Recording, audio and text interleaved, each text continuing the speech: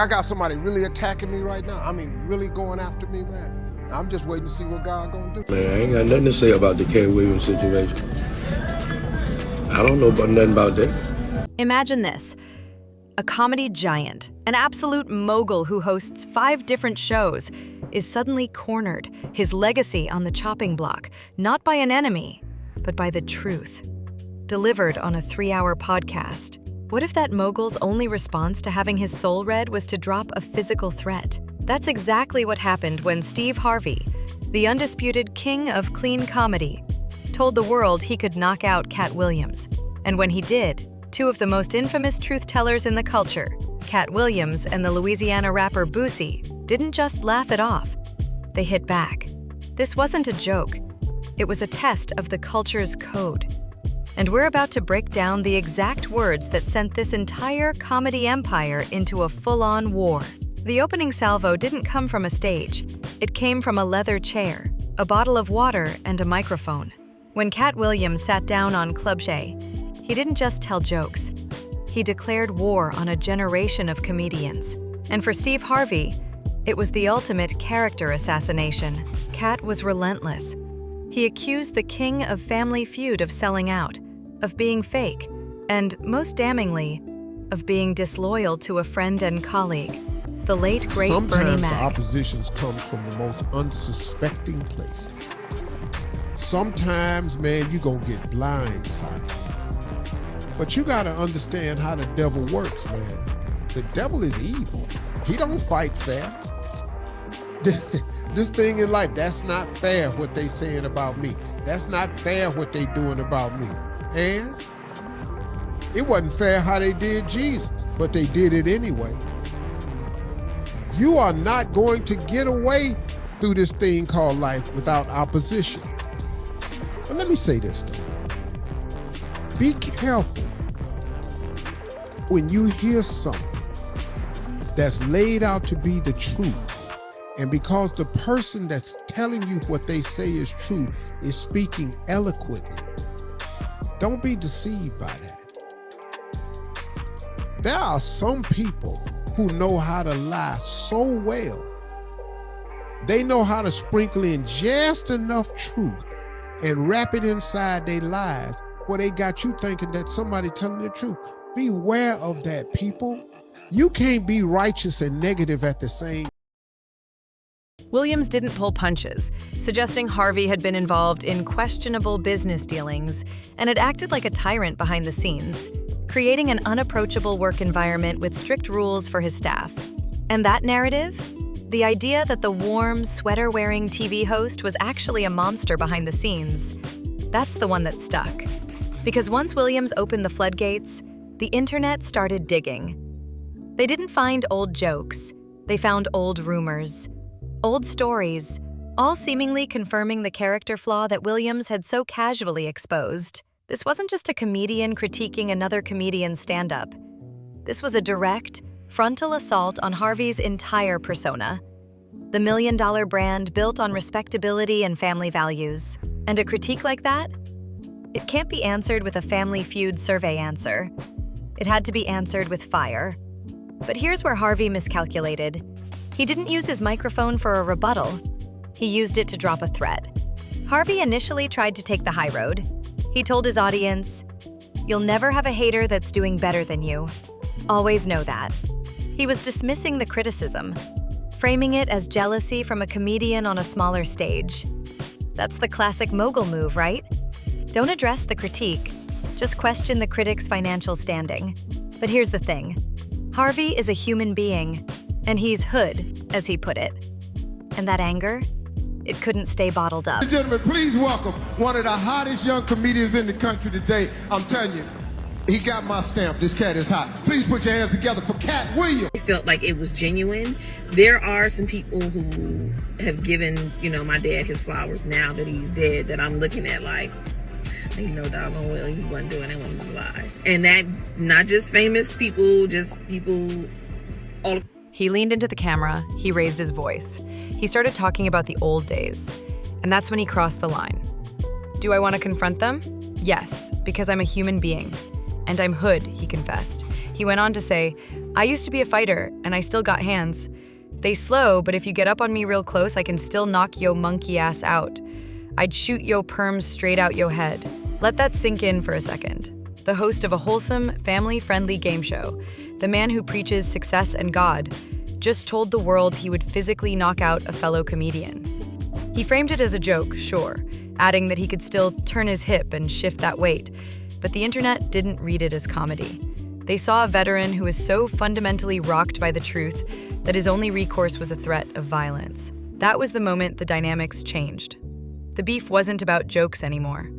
It was about a very real, very public display of dominance.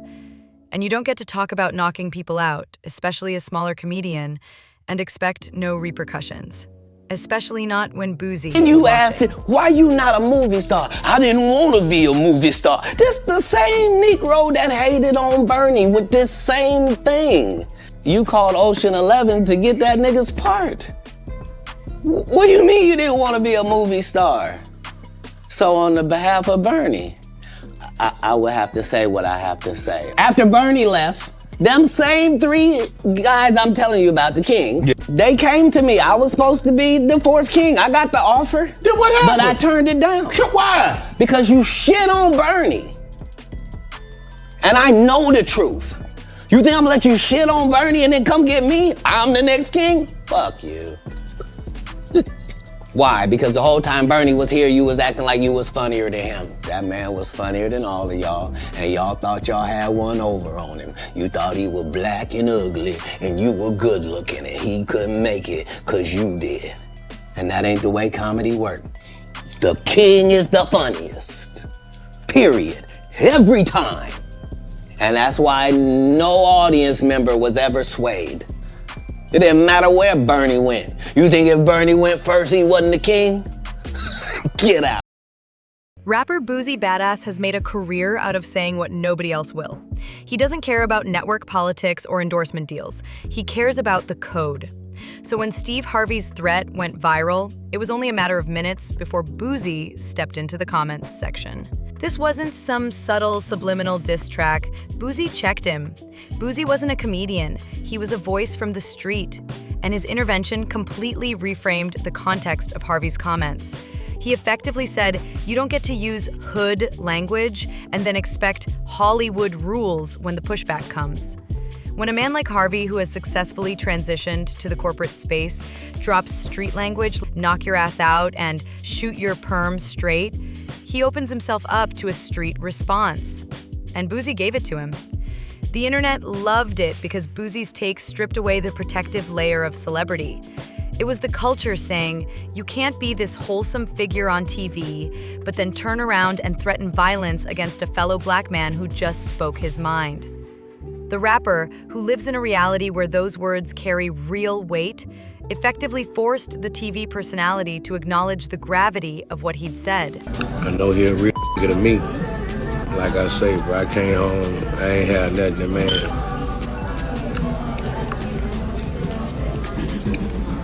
Invited me to his concert. Got me front row seat. When I was leaving, gave me $15,000. That's real. Everybody else was screaming my name, all kind of celebrity. They ain't even give me a speak. They ain't even speak to me when I came home. That man gave me $15,000. I ain't even know him, bro. That's all I could say. How many celebrities was hollering free Boosie? When I saw him, they ain't even acknowledge me. They gave me $15,000. Doing that. He did that from the heart, man. He knew what I had been through, bro. The man knew what I had been through, bro. I'll never forget that. When I see him, I'm definitely gonna bless him, bro. And I keep 15, 20 in my pocket at all times. It became less about who was funny and more about who was authentic. In that moment, the entire internet had Boosie and Katt Williams on one side, the truth tellers, and Steve Harvey standing alone on the other. But the main target of the threat, Katt Williams, had yet to deliver his full response. Katt Williams is a master of the counterpunch. He knows you don't respond to chaos with more chaos. You respond with control. So when the threat from Steve Harvey went viral, Williams simply posted a message and a video, effectively confirming that he had received the memo. The move was pure genius. He didn't have to launch into a new hour-long rant. He just had to acknowledge that the great Steve Harvey had been forced to respond to his claims. That was the win. The multi-voice narrative of the internet turned his brief response into a meme. The timeline wasn't laughing at Katt. They were laughing with him. One side of the comment section was saying, "Katt is living rent-free in Steve's head," while another was sharing the Boosie clip, celebrating the team-up of the two most unfiltered voices in entertainment. Williams was the one who was criticized for being fueled by alcohol in the Club Shay Shay interview, but he calmly corrected that notion, saying, "The truth don't need motivation." And when Harvey was forced to respond with a physical threat instead of a clever rebuttal, Williams's words became prophecy. He'd done what he set out to do. He'd broken the facade of the comedy establishment. And the only thing more powerful than a physical threat is forcing the aggressor to show their hand. With the internet, a powerful rapper, and the comedian he insulted all standing against him, Steve Harvey's momentum finally broke. The cultural backlash, fueled by Boosie's check and Williams's calm confidence, was just too much for the brand to absorb. And that's when the mogul went on the Pivot podcast to walk it back. He essentially admitted the whole response was a mistake. "I probably shouldn't have said anything," Harvey confessed. "That's a regret I have," he added, finally admitting that they are not in the same league, dog. We shootin' at two different baskets. But this was a different tone than his original "you're just a hater" dismissal. He was no longer flexing his muscles. He was offering an apology, even if it was a subtle one, saying he was open to hashing out their differences and asking Katt what was wrong. The statement was an acknowledgement that the combined forces of Williams' critique and the cultural check had done their work. Harvey realized his threats had only succeeded in validating Williams' entire argument. The king of comedy had to retreat. The silence that followed his walk back spoke volumes. The corporate mogul had been put in check by the street code. In the end, this was more than just a fight between comedians and a rapper. This was a public renegotiation of power, sparked by one brave interview and cemented by one very ill-advised threat. Boosie and Katt Williams didn't take down Steve Harvey with punchlines or diss tracks, but with accountability and the simple, brutal reality that some words, once spoken, can't be taken back.